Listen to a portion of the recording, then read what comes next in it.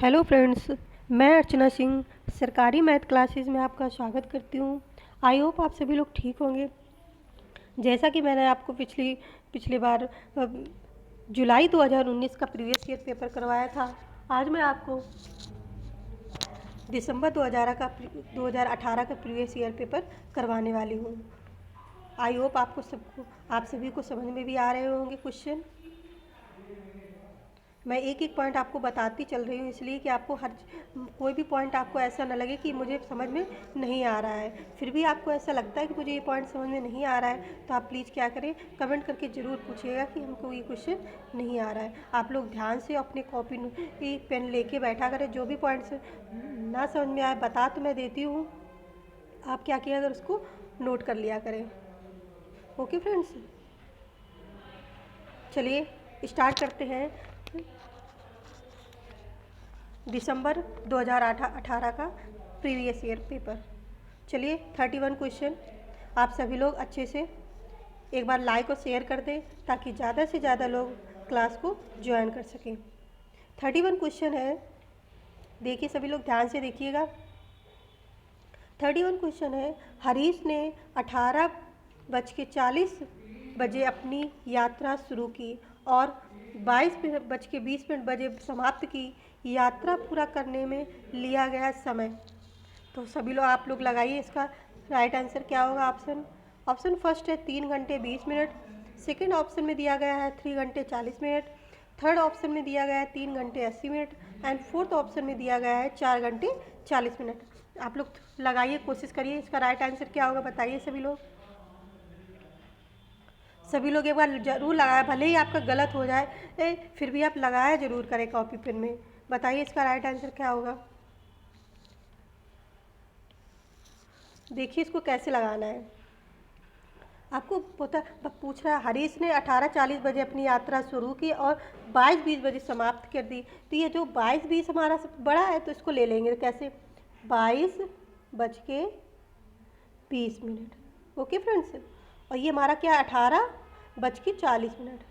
18:40 पे वो क्या करता है, यात्रा शुरू करता है। तो आप क्या करते हैं, माइनस कर दें, 0 हो जाएगा। सॉरी, एक मिनट।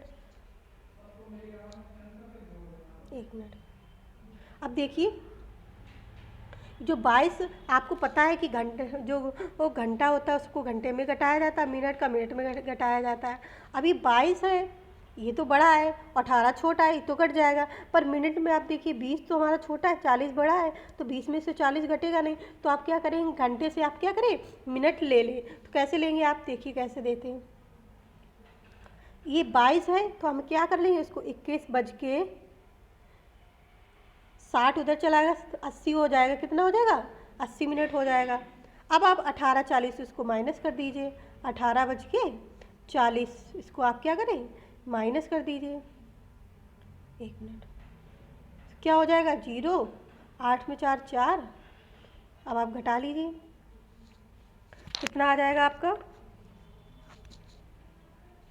3।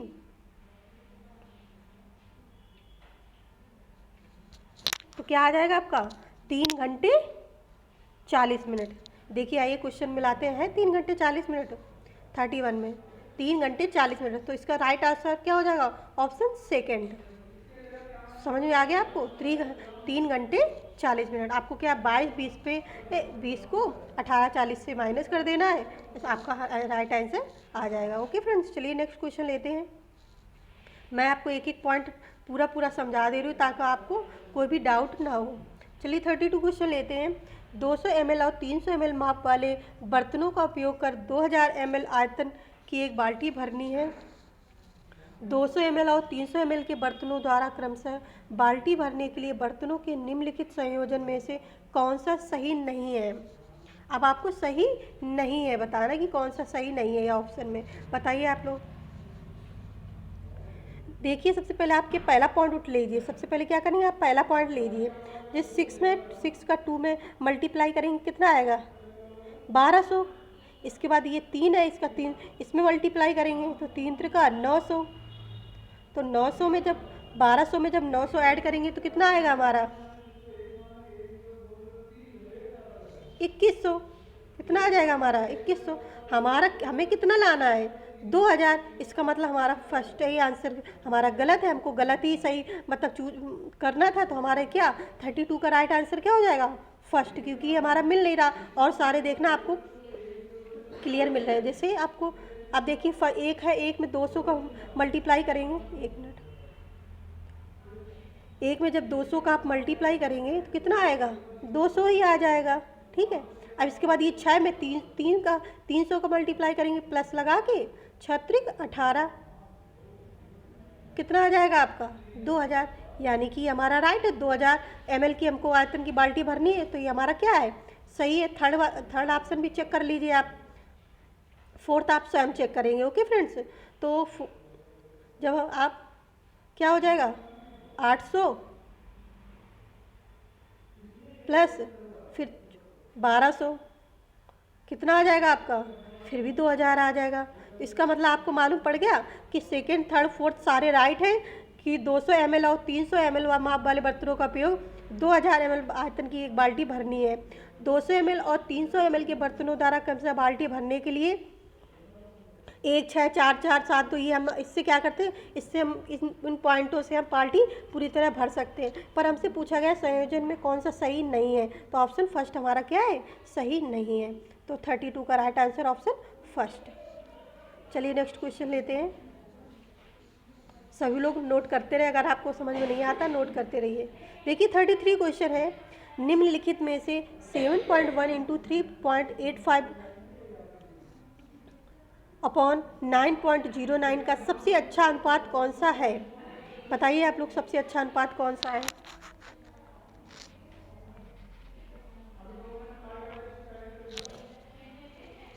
देखिए अभी जो 7.1 है ये लगभग किसके पॉइंट के बराबर है 7 के है। ओके फ्रेंड्स, ये 7 के पॉइंट लगभग, एक मिनट, 7 के लमसम है, 7.1 7 के लमसम है इंटू ये 3.85, ये किसके, ये लगभग हमारा 4 के, लगभग कितने के जाएगा 4 के, अपॉन ये 9.09 है, ये किसके लमसम जाएगा 9 के, किसके 9 के। देखिए इसमें मिल रहा है आपको, इसका राइट आंसर कौन सा होगा सेम, ये 33 का राइट आंसर हो जाए ऑप्शन थर्ड, यानी 7 इंटू 4 अपॉन 9। 7 अच्छा अनुमान लगाना है, मतलब आपको कि किस अनुमान पे, अब 7 पॉइंट दिया 1 दिया गया है तो 7 के लगभग 7 पॉइंट है, अब इंटू 3.85 पे लगभग 4 के लमसम है, और अपॉन 9.09 है यानी कि 9 के लमसम है। तो आप इसका 7 इंटू 4 अपॉन 9, इसका मतलब 33 का right answer option third. I hope आपको क्लियर हो गया होगा। सभी लोग लाइक शेयर जरूर करते रहे ताकि ज़्यादा से ज़्यादा लोग क्लास को ज्वाइन कर सके। ओके फ्रेंड्स, चलिए 34 क्वेश्चन लेते हैं। यदि ग्रिड में एक छोटा वर्ग 4 वर्ग इकाई का है, कितने वर्ग इकाई का है 4 वर्ग इकाई का है, तो ग्रिड पर बनाए गए आयत का परिमाप क्या है। अब आपको क्या बताना है, आयत का परिमाप बताना है। देखिए बताइए इसका आयत का परिमाप कितना होगा। सभी लोग कमेंट करें, लगाइए एक बार कितना आएगा इसका राइट आंसर।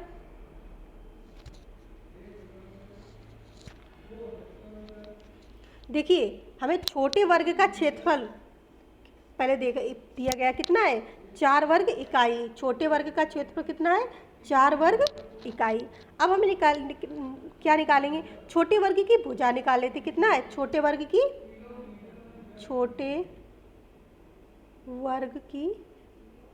भुजा, छोटे वर्ग की भुजा हमारी कितनी हो जाएगी √4, यानी कि 2 इकाई, कितनी हो जाएगी मतलब 2 इकाई। अब आप क्या करेंगे, अब बोला है ग्रिड पर बनाए गए आयत का परिमाप निकालना है, तो परिमाप के लिए आपको क्या चाहिए, आपको लंबाई भी चाहिए और आपको क्या चाहिए चौड़ाई भी चाहिए।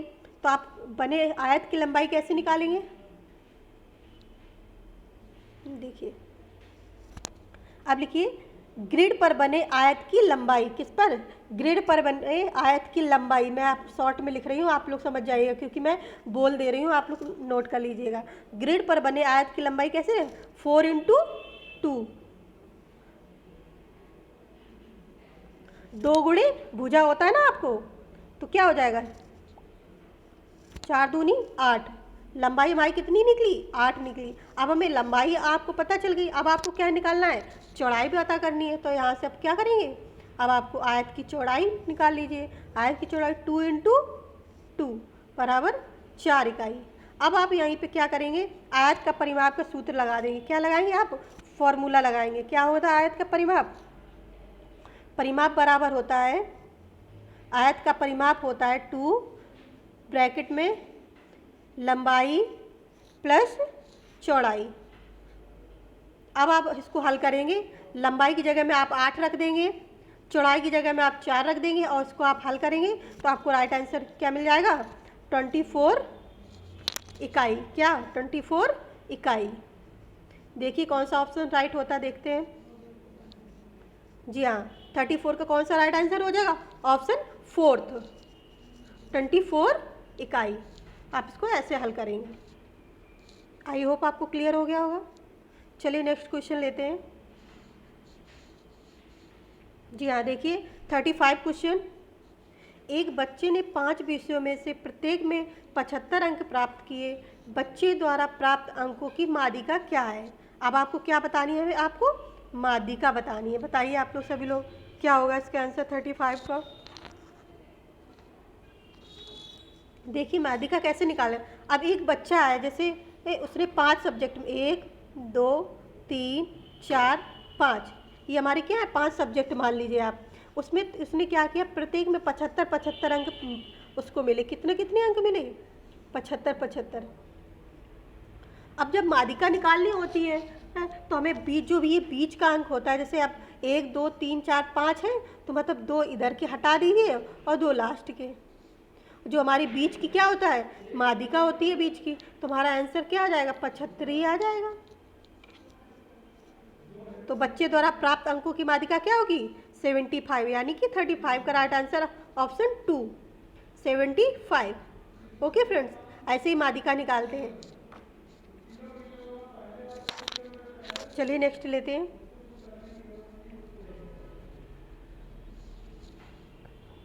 आपको कुछ भी समझ में ना आए तो प्लीज़ कमेंट करके ज़रूर पूछिएगा। देखिए 36 क्वेश्चन है। दिए गए ठोस को निम्न में से किसको मोड़कर बनाया जा सकता है? बताइए आप लोग, इसमें किसको मोड़कर बनाया जा सकता है?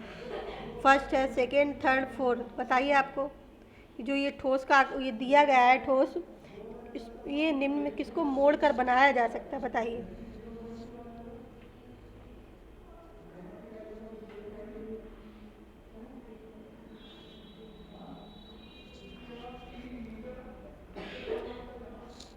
देखिए इसमें ये जो ऑप्शन थर्ड है, इस आकृति को हम क्या कर सकते हैं? मोड़ कर बना सकते हैं। ये जो हमारा ये थर्ड ऑप्शन है, इस आकृति को हम क्या कर सकते हैं? मोड़ कर बना सकते हैं। बाकी जो पहला या दूसरा फोर्थ है, इसको हम मोड़ के बना नहीं सकते। ओके फ्रेंड्स, 36 का राइट आंसर ऑप्शन थर्ड। चलिए नेक्स्ट क्वेश्चन लेते हैं। देखिए ये रहा हमारा। यदि क्वेश्चन है 37, यदि निम्नांकित पाई चार्ट में लाल भाग 40 है तो सफ़ेद भाग क्या होगा? कितना? सफ़ेद भाग आपको बताना है कि ये जो सफ़ेद भाग है ये आपको क्या है इसका। तो आप सबसे पहले क्या किए? तो आप पूरा ही मान लीजिए, माना कुल भाग कितना है? ये x है। ओके फ्रेंड, तो हमारा यहाँ लिख दिए। देखो कुल भाग हमने मान लिया। कुल भाग हमारा कितना हुआ? x हुआ। अब इसने दिया है लाल भाग 40 है, मतलब ये जो लाल भाग इसमें 1/2 है, तो यानी कि चार्ट के अनुसार है जो हमारा x का 1/2, मतलब कुल भाग का 1/2 बराबर कितना है? 40 है। भाई हमने कुल पूरा हमने मान लिया कि, तो ये सब पूरा हमने कितना मान लिया? x मान लिया। अब इसमें दिया है ये जो लाल भाग है ये x का 1/2 इक्वल टू कितना है? 40 भाग है, 40वां भाग है। तो हमने x का 1/2 40वां भाग। अब हम यहाँ से क्या करेंगे? x का वैल्यू निकाल लेंगे। x की वैल्यू कितनी आ जाएगी? यहाँ से 80 आ जाएगी। ये क्योंकि ये 2 है, नीचे दिया गया हो, ये 75 जब करेंगे यानी कि डिवाइड में दिया गया है, इसको जब 75 में करेंगे तो ये किस में चला जाएगा, मल्टीप्लाई में चला जाएगा। इसलिए एक्स का मान कितना आ जाएगा हमारा, 80 आ जाएगा। अब आपसे पूछ क्या रहा है, हमें सफ़ेद भाग पूछ रहा है। देखिए सफ़ेद भाग कैसे निकालेंगे, देखिए यहाँ पे बता दें। सफ़ेद भाग है एक्स, देखा अभी हमने जब आपको लाल भाग ने बताया था। अब ये इसमें देखिए सफ़ेद भाग कितना, 1/8 है, कितना हमारा 1/8, तो यक्स का 1/8, यही तो हमारा सफ़ेद भाग। तो बताइए एक्स, अब आपको पता है हमारा एक्स की वैल्यू कितनी निकली, 80 निकल आई, मल्टीप्लाई 1/8। अब आपको इसको काट लेंगे तो आपका आंसर कितना आ जाएगा, 10। आई होप आपको क्लियर हुआ। तो इस देखिए तो 37 का राइट आंसर क्या हो जाएगा, ऑप्शन थर्ड, 10। चलिए नेक्स्ट लेते हैं। देखिए 38 क्वेश्चन है, निम्नांकित ठोस आकार का निरीक्षण कीजिए, निम्न में से कौन सा दिए गए ठोस की ऊपरी सतह का दृश्य है। अभी आपको एक ठोस दिया हुआ है, अब आपको जैसे आप ऊपर से देख रहे हैं तो आपको कैसे दिखेगा, तो आपको बताना है फर्स्ट जैसा दिखेगा, सेकंड जैसा दिखेगा, थर्ड दिखेगा या फोर्थ जैसा। आप लोग कमेंट करिए इसका राइट आंसर क्या होगा। ये तो थोड़ा, ये ऐसे क्वेश्चन आपको थोड़ा सा दिमाग लगा के आपको काम करना पड़ेगा, तभी आपको ऐसे क्वेश्चन आ पाएंगे। तो बताइए आपको 38 का राइट आंसर क्या होगा। जब आप ऊपर से देखेंगे तो हमको एक ये वाला भाग, एक ये और ये और ये, मतलब कि 1 2 3 4, तो इसके लिए हमें 38 का राइट आंसर क्या हो जाएगा, ऑप्शन सेकेंड। क्या हो जाएगा, ऑप्शन सेकेंड। चलिए नेक्स्ट क्वेश्चन लेते हैं। मैं आपको एक एक पॉइंट लेके चल रही हूँ, मैं तो कोशिश कर रही हूँ कि आपको सारा एक एक पॉइंट समझ में आ जाए। फिर भी आपको कुछ समझ में नहीं आता है तो आप प्लीज़ कमेंट करके ज़रूर पूछिएगा। चलिए 39 क्वेश्चन लेते हैं। निम्नलिखित में से किसकी लागत अधिक है। आपको क्या बताना है, किसकी लागत अधिक है बतानी है। फर्स्ट है 250 रुपये पैकेट वाले 200 पैकेट। सेकंड है हमारा 250 प्रत्येक वस्तु के 20 दर्जन। बताइए आप लोग कमेंट करके, गणना इसकी नहीं की जा सकती, केवल फर्स्ट, केवल सेकंड या फर्स्ट या सेकंड दोनों बराबर है। ये तो आपको आ ही जाना चाहिए। बताइए आप लोग इसका आंसर क्या होगा। देखिए जैसे पहला, ये जो स्टेटमेंट हमारा पहला क्या बोला है, 250 रुपये प्रत्येक पैकेट वाले 200, तो आप क्या करेंगे 250 रुपये इंटू 200 कर देंगे। जब इसका मल्टीप्लाई आप करेंगे तो कितना आ जाएगा आपका 50,000। कितना आ जाएगा आपका 50,000। अब इसमें सेकंड वाले ऑप्शन में क्या बोल रहा है, 250 रुपये, 250, एक मिनट, 250 इंटू, अब 20 दर्जन है, एक दर्जन में 12 होते तो 20 दर्जन में कितना हो जाएगा 240। ओके फ्रेंड्स, अब इसको आप मल्टीप्लाई करेंगे तो कितना आ जाएगा आपका 60,000। कितना आ जाएगा आपका 60,000। जब आप इन दोनों को मल्टीप्लाई करेंगे तो 60,000। अब आपको देखना, अब ऑप्शन में आप देखिए क्या सही है, गणना नहीं की जा सकती है, ये तो बिल्कुल गलत, क्योंकि गणना हम लोग कर रहे हैं।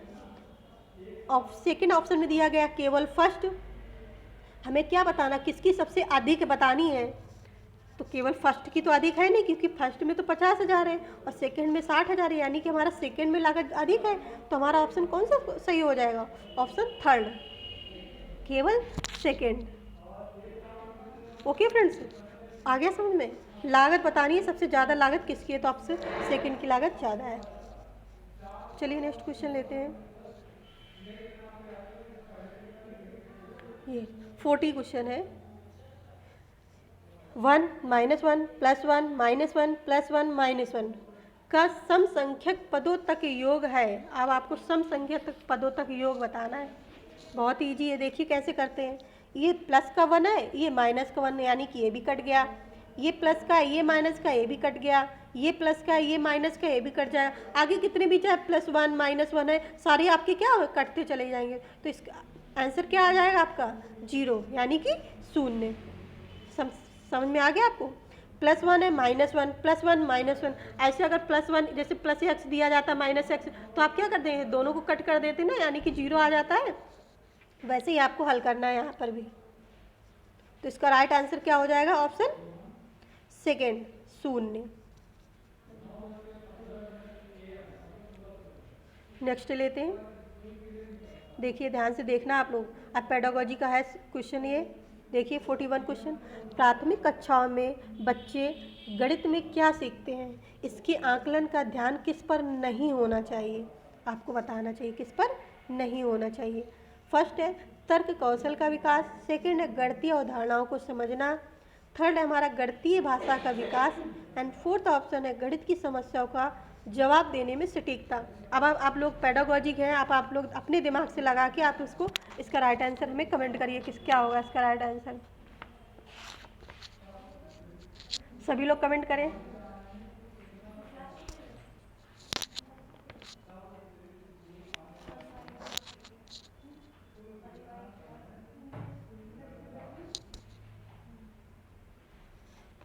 आई होप आ गया होगा आपको। तो इसका 41 का राइट आंसर हो जाएगा ऑप्शन फोर्थ। क्या हो जाएगा, ऑप्शन फोर्थ, गणित की समस्याओं का जवाब देने में सटीकता।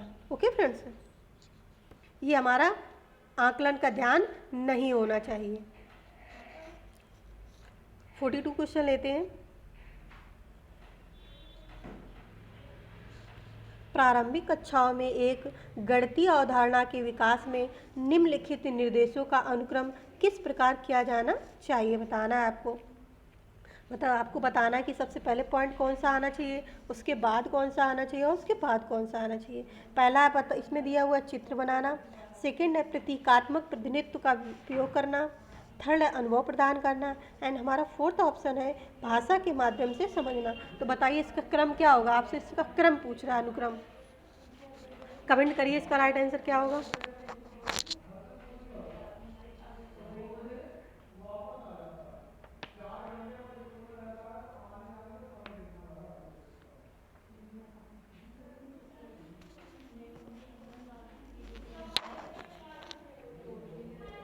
जी हाँ, इसका राइट आंसर हो जाएगा ऑप्शन थर्ड। क्या हो जाएगा, ऑप्शन थर्ड। देखिए सबसे पहले आप अनुभव, मतलब किसी चीज़ के बारे में आप जानेंगे, फिर क्या करें, उसको समझेंगे, फिर क्या करेंगे, आप उसको समझेंगे, फिर आप उसका क्या करेंगे, चित्र बनाएंगे अपने दिमाग में, इसके बाद आप क्या करेंगे, यूज करेंगे, यानी कि उसका उपयोग करेंगे। जैसे आप कोई भी चीज़ है, जैसे मोबाइल के बारे में, जैसे आप नहीं, मतलब उसको क्या करेंगे, अनुभव देख करेंगे, उसका क्या हो सकता है उसको समझेंगे, फिर क्या करेंगे, उसका अपने माइंड में चित्र बनाएंगे, फिर उसका आप क्या यूज करेंगे। तो ये हमारा सही क्रम होगा। 42 का राइट आंसर क्या हो जाएगा, ऑप्शन थर्ड। चलिए ये क्वेश्चन है, देखिए 43 क्वेश्चन है।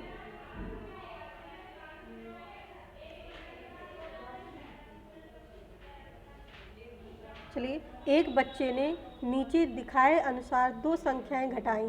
मतलब आपको एक बच्चा है, उसने दो संख्याएं घटाई, 83 में उसने 27 घटाया तो 64 आया उसका। निम्नलिखित में से कौन सा कथन बच्चे के घटाव सीखने का बोध कराता है, बताइए आप लोग। फर्स्ट है यह एक गलती है और इसे बार बार अभ्यास करके सुधार किया जा सकता है। सेकंड है बच्चे को घटाव की प्रक्रिया में स्थानीय मान के बारे में गलत धारणाएं हैं। थर्ड है बच्चा नहीं जानता कि कैसे घटाना है। एंड फोर्थ ऑप्शन हमारा बच्चा 2 अंकों वाली संख्याओं के घटाव की प्रक्रिया जानता है। तो बताइए आप लोग, सभी लोग कमेंट करें इसका राइट आंसर क्या हो जाएगा।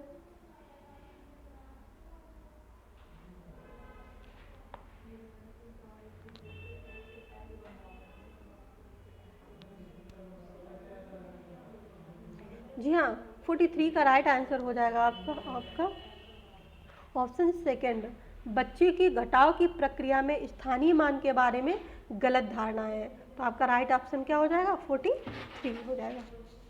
चलिए नेक्स्ट लेते हैं 44 क्वेश्चन। देखिए, अधिगम और आकलन के चक्र के निम्नलिखित चरणों को क्रम में व्यवस्थित करना, किस में व्यवस्थित करना है, क्रम में व्यवस्थित करना है। फर्स्ट है शिक्षण अधिगम के साथ एकीकृत आकलन। सेकंड है शिक्षण अधिगम और आकलन की योजना बनाना और उसका संगठन। थर्ड है प्रगति रिपोर्ट का विकास। एंड फोर्थ ऑप्शन है हमारा बच्चों के अधिगम और प्रगति की प्रतिपुष्टि की रिपोर्टिंग और उसका संचार। बताइए आपको इसका क्रम क्या है।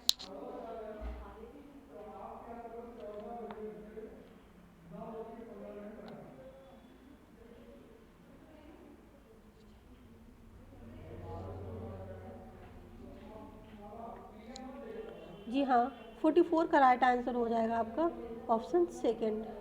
कौन सा हो जाएगा? Option second. पहला हमारा सबसे पहले है क्या करेंगे आप? शिक्षण अधिगम और आकलन की योजना बनाएंगे और उसका क्या करेंगे? संगठन। इसके बाद आप क्या करेंगे? शिक्षण अधिगम के साथ एकीकृत आकलन करेंगे। इसके बाद आप प्रगति रिपोर्ट का विकास। सबसे लास्ट में आएगा हमारा बच्चों के अधिगम प्रगति की प्रतिपुष्टि की रिपोर्टिंग और उसका संचार। 44 का राइट आंसर हो जाएगा ऑप्शन सेकेंड। 45 लेते हैं। आप लोग ध्यान से देखिएगा। आप लोग पेडागोजी के क्वेश्चन क्या करिए अपने मन से भी, हम तो पढ़ते ही, आप भी पढ़ा करिए। तो आप पढ़ेंगे ना तो ज़्यादा आपको जल्दी और समझ में आएगा। बताइए 45 पढ़िए आप लोग क्वेश्चन। रोमन अंकों का उपयोग आमतौर पर हिंदू अरबी अंकों जैसी संख्याओं के लेखन में क्यों नहीं किया जाता? फर्स्ट है बच्चे अंग्रेजी वर्णमाला और रोमन अंकों में भ्रमित हो जाते हैं। सेकंड है ऑप्शन रोमन अंक स्थानीय मान का नियोजन नहीं करते, इसलिए इन अंकों का उपयोग करके गणना करना मुश्किल होता है। थर्ड है हमारा रोमन अंकों को याद करना मुश्किल है। एंड फोर्थ ऑप्शन हमारा रोमन अंकों का उपयोग करके संख्याओं को बनाना एक जटिल कार्य है। तो बताइए आपको क्या सही लेखन में क्यों नहीं किया जाता है? बताइए आप 45 को कमेंट करिए राइट आंसर।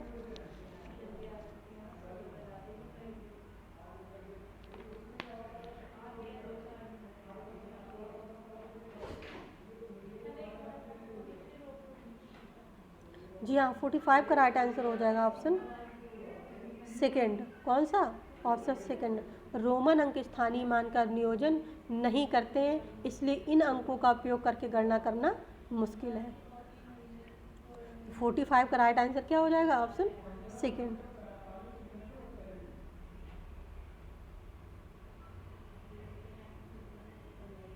ऑप्शन हो जाएगा 46 क्वेश्चन।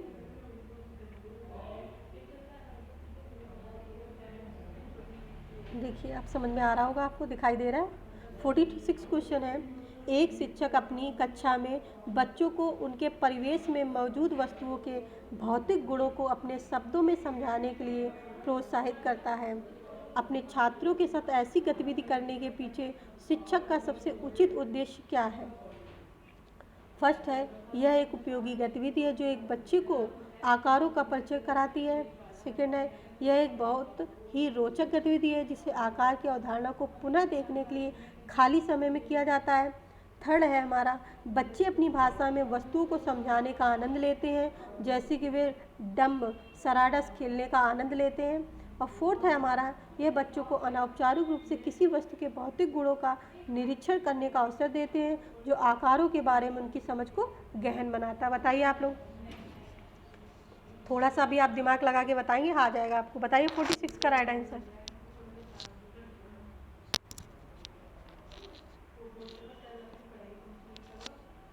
जी हाँ, 46 का राइट आंसर हो जाएगा ऑप्शन फोर्थ। यह बच्चों को अनौपचारिक रूप से किसी वस्तु के भौतिक गुणों का निरीक्षण करने का अवसर देता है जो आकारों के बारे में उनकी समझ को क्या गहन बनाता है।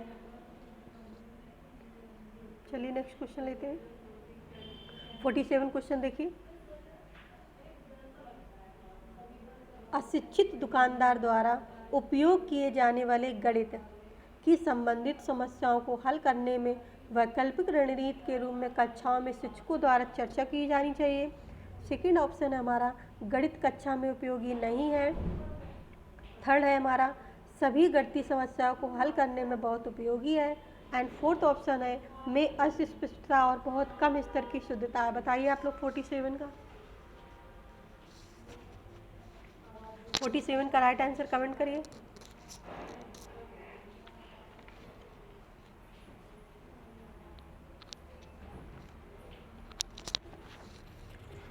जी हाँ, 47 का राइट आंसर हो जाएगा आपका ऑप्शन फर्स्ट। कौन सा ऑप्शन हो जाएगा? Option first. अशिक्षित दुकानदार का उपयोग किए जाने वाले गणित की संबंधित समस्याओं को हल करने में वैकल्पिक रणनीति के रूप में कक्षाओं में शिक्षकों द्वारा चर्चा की जानी चाहिए। नेक्स्ट क्वेश्चन देखिए, 48 क्वेश्चन है। एक शिक्षक को गणित कक्षा में बच्चों के एक विशेष समूह को कैसे संभालना चाहिए? बताइए आप लोग। 48 का राइट आंसर कमेंट करिए। आप सभी लोग, आप लोग पढ़िए। अब बताइए इसमें राइट आंसर क्या हो जाएगा 48 का?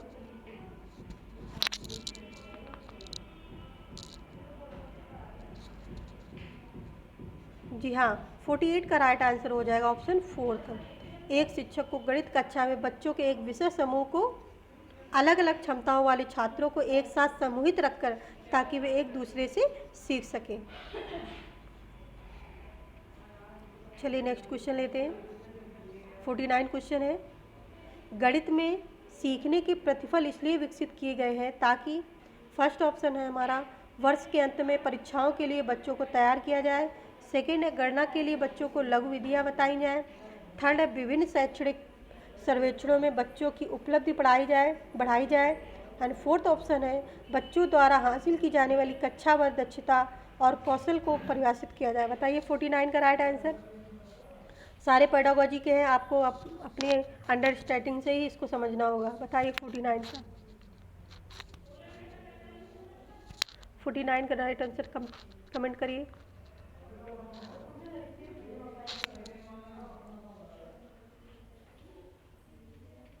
जी हाँ, 49 का राइट आंसर हो जाएगा ऑप्शन फोर्थ। गणित में सीखने के प्रतिफल इसलिए विकसित किए गए हैं ताकि बच्चों द्वारा हासिल की जानी कक्षावर दक्षता और कौशल को परिभाषित किया जाए। ओके फ्रेंड्स, चलिए नेक्स्ट क्वेश्चन लेते हैं। 50 क्वेश्चन है। निम्नलिखित में से कक्षा में हो रहा कौन सा कार्य गतिविधि है? फर्स्ट है, बच्चों का अन्वेषण में लगना। शिक्षक समझाते हैं कि प्रश्न कैसे हल करें। थर्ड, बच्चों द्वारा कविता के रूप में गिनती का वाचन। एंड फोर्थ है हमारा, बच्चों द्वारा स्वयं पट से नकल करना। बताइए आपको गतिविधि बताना है, आपके बच्चे कौन किस में गतिविधि कर रहे हैं। 50 का राइट आंसर हो जाएगा ऑप्शन फर्स्ट। बच्चों का अन्वेषण में लगना एक कार्य, एक गतिविधि है। क्या है ये? कार्य, एक गतिविधि है। 51 देखिए, बच्चों के बीच गिनती के कौशल को विकसित करने के लिए निम्नलिखित में से कौन सा पूर्व संख्या अवधारणा के रूप में सीखने के लिए आवश्यक नहीं है? बताना है आपको।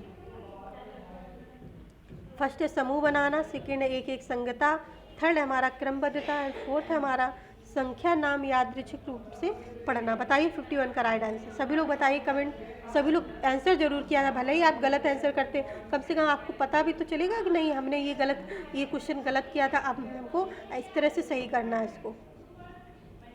जी हाँ, तो 51 का राइट आंसर हो जाएगा ऑप्शन फोर्थ। कौन सा हो जाएगा? ऑप्शन फोर्थ, संख्या नाम यादृच्छिक रूप से पढ़ना। नेक्स्ट क्वेश्चन है 52 है।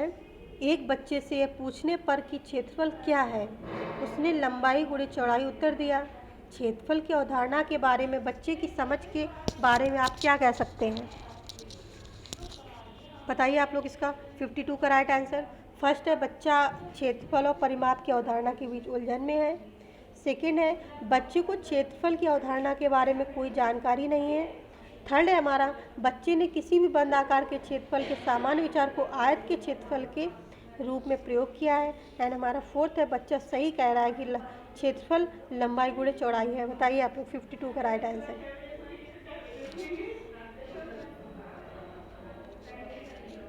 जी हाँ, 52 का राइट आंसर हो जाएगा ऑप्शन थर्ड। कौन सा हो जाएगा? Option third. बच्चे ने किसी भी बंद आकार के क्षेत्रफल को सामान्य विचार को आयत के क्षेत्रफल के रूप में प्रयोग किया।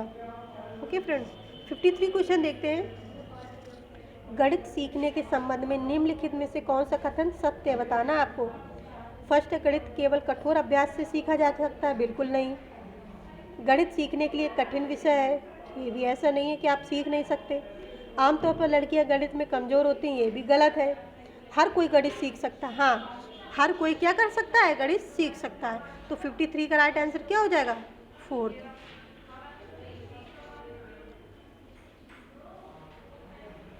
नेक्स्ट क्वेश्चन है 54। पाइथागोरस प्रमेय को सिखाने के लिए एक शिक्षक ने एक शीट वितरित की जिस पर समकोण वाले 4 त्रिभुजों को खींचा गया और बच्चे को त्रिभुज की भुजाओं के बीच संबंध खोजने के लिए कहा जाता है। उपरोक्त परिस्थिति में शिक्षक ने प्रयोग किया, क्या प्रयोग किया, प्रयोगशाला विधि, आगमन विधि, निगमन विधि या व्याख्यान विधि। बताइए आप सभी लोग। बहुत ही ईजी है, बताइए आप लोग। क्या बोला, एक शिक्षक ने एक शीट वितरित की जिस पर समकोण वाले 4 त्रिभुज, यानी कि उसने उदाहरण दे दिया पहले। तो आपको पता है उदाहरण आपने पढ़ा होगा सीडीपी में, उदाहरण से नियम की ओर, यानी कि आगमन से निगमन की ओर। तो आगमन यानी कि उदाहरण दिया, तो यह कौन सी विधि हो जाएगी, आगमन विधि। व्याख्यान विधि होगी नहीं, क्योंकि उन्होंने कोई चीज़ अभी व्याख्यान किया ही नहीं है। निगमन विधि यानी कि उन्होंने अभी कोई सूत्र भी नहीं दिया है।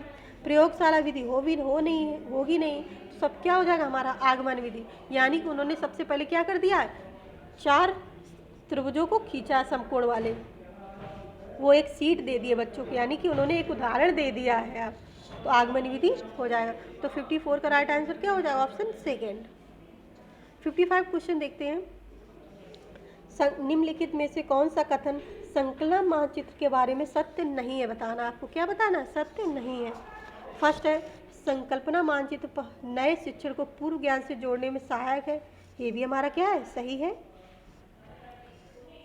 सेकंड है, संकल्पना मानचित्र अंतर संबंधित अवधारणाओं और उन्हें जोड़ने वाले लिंक का संग्रह प्रस्तुत करते हैं।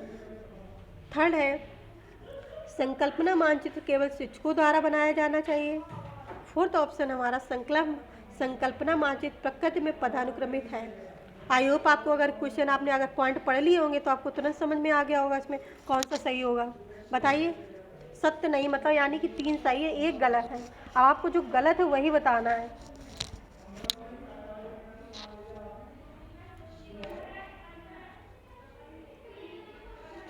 तो इसमें कौन सा हो जाएगा, 55 का राइट आंसर ऑप्शन थर्ड। केवल एक, तो सबसे पहले ये नेगेटिव पॉइंट भी दे दिया, आप इससे ही समझ जाइए। संकल्पना मानचित्र केवल शिक्षकों द्वारा बनाया जाना चाहिए, ये हमारा क्या है, संकल्पना मानचित्र के बारे में सत्य नहीं है। तो 55 का right answer option third. 56 question है, देखिए सबसे बहुत इजी है, आई होप आप सभी लोग ये कर लेंगे। तो बताइए 56 का राइट आंसर आप लोग, 2/3 + 4/5 है, बताइए, कमेंट करिए इसका राइट आंसर क्या होगा। इसका आंसर आप लोग हल तो कर ही लेंगे, इसका आंसर मैं बता दे रही हूँ, इसका आंसर होगा ऑप्शन फोर्थ। कौन सा होगा, ऑप्शन फोर्थ, 1 सही 7/15। आप लोग सबसे पहले क्या करेंगे, 3 और 5 हमारा है, ये 3 और 5 का हम क्या करेंगे, एलसीएम ले लेंगे। एलसीएम से आप क्या करेंगे, इसको योग को हल कर लेंगे। चलिए नेक्स्ट क्वेश्चन लेते हैं। 57 है, क्या है 57 क्वेश्चन। दिए गए आकारों के लिए निम्नलिखित में से कौन सा कथन ठीक नहीं है, सही नहीं है, वही बताना है आपको यहाँ पे। बताइए,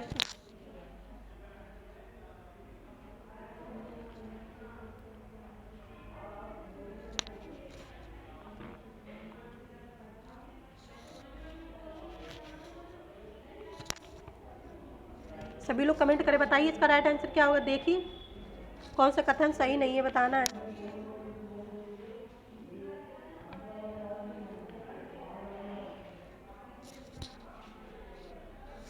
देखिए इसका राइट आंसर क्या हो जाएगा, ऑप्शन थर्ड।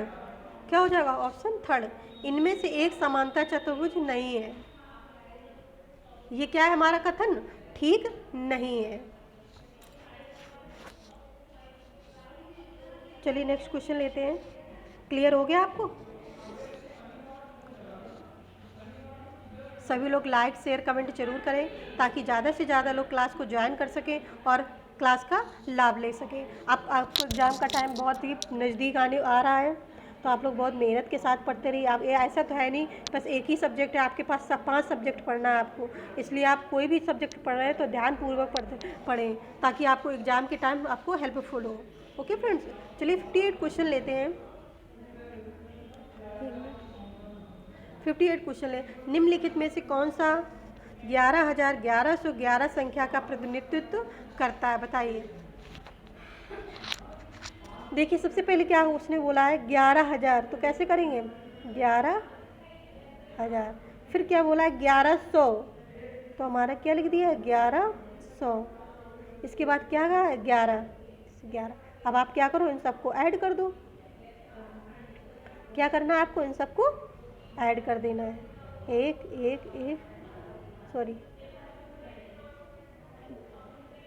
2 हो जाएगा, 1 हो जाएगा। देखिए ऑप्शन में दिया हुआ है, जी हाँ थर्ड ऑप्शन में दिया हुआ है। तो 58 का राइट आंसर क्या हो जाएगा, ऑप्शन थर्ड। क्लियर हुआ। आपको जो हमारा 11,1111 संख्या प्रतिनिधित्व करना है तो आपको ऐसे ही करना है। पहले 11,000 है, फिर 1100 है, फिर उसके बाद क्या है 11। आप तीनों को क्या करेंगे ऐड कर देंगे, आपको संख्या मिल जाएगी। ओके फ्रेंड्स, चलिए नेक्स्ट क्वेश्चन लेते हैं। 59 क्वेश्चन देखिए। बिंदु ए और बिंदु बी नीचे दिखाई गई नंबर रेखा पर संख्याओं का प्रतिनिधित्व करते हैं। बिंदु ए और बी के बीच की दूरी बतानी है।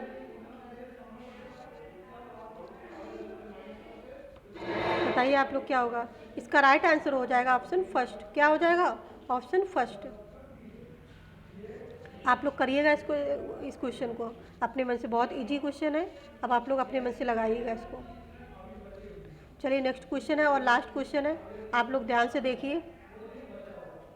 जी हाँ, ये देखिए क्वेश्चन 60 क्वेश्चन, ये भी बहुत ही इजी है। आप लोग सभी लोग इसको कर लेंगे। तो आप लोग कमेंट करके बताइए इसका राइट आंसर क्या होगा। 3 से 1/4 किलोग्राम चीनी से 1/16 किलोग्राम चीनी के कितने पैकेट बनाए जा सकते हैं। तो आपको क्या करना है, 3 से 1/4 को हम क्या लिख सकते हैं 4 × 12 13/4, भागे कितने बनाना है, भाग कर दो 1/16। अब आप इसका हल तो कर ही लेंगे। तो हम आपको अब क्या करेंगे, इसका राइट आंसर आपको बता दे रहे हैं। इसका राइट आंसर हो जाएगा ऑप्शन सेकंड। कौन सा, सेकंड। 52 पैकेट निकलेगा। कितना, 3 से 1/4 किलोग्राम चीनी से 1/16 किलोग्राम चीनी के 52 पैकेट बनाए जा सकते हैं। तो 60 का right answer option second. I hope आपको सारे मैंने जो 30 क्वेश्चन बताया आपको सारे आपको क्लियर भी हो गए होंगे और आपको अच्छे से समझ में भी आ गए होंगे। फिर भी आपको ना समझ में आए कोई क्वेश्चन तो आप प्लीज़ कमेंट करके पूछिएगा। आप लोग पेन और कॉपी ज़रूर लेके बैठें ताकि कोई भी पॉइंट्स हो या हम बोलते हैं या आपको लिखते हैं तो आप लोग क्या करें, उसको नोट कर लिया करें। ओके फ्रेंड्स, चलिए आप लोग अच्छे से पढ़ते रहिए ध्यान से। Thanks for watching. जय हिंद।